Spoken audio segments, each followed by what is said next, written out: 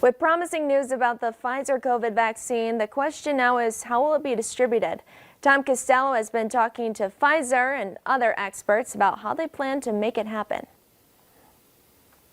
It's a massive logistical challenge, how to move hundreds of millions of doses of a COVID vaccine to Americans across the country. Pfizer's vaccine must be kept at 70 degrees below Celsius.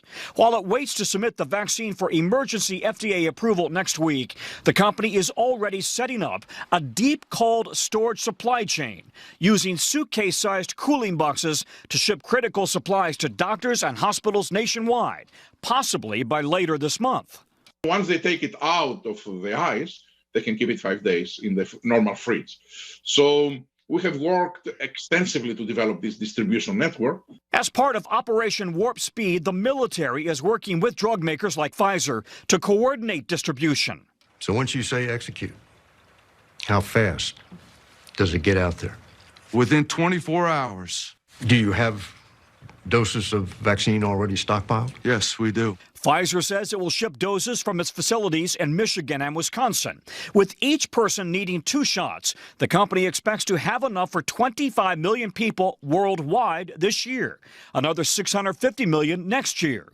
In North Dakota, where they are suffering through the nation's worst COVID death rate, health officials are already working on getting the vaccine to remote corners of the state. We did identify locations throughout the state that have ultra cold chain storage capacity. A U.S. advisory panel has already laid out who could get priority in receiving a vaccine, starting with frontline doctors, nurses, first responders, and nursing home workers, then people of all ages with 2 or more risk factors. The next phase would include teachers, school staff, child care workers, and people working in the food supply chain. Phase 3 would include children and young adults 30 and younger.